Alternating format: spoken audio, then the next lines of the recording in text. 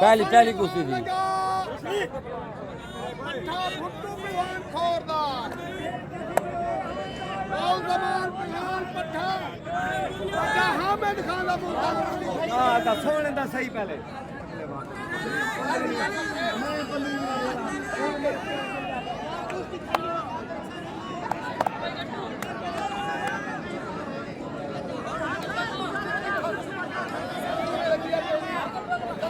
हां सीधा समूह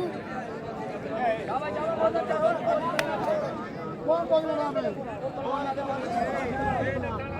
ना बोली सोली कोई ना मारो यार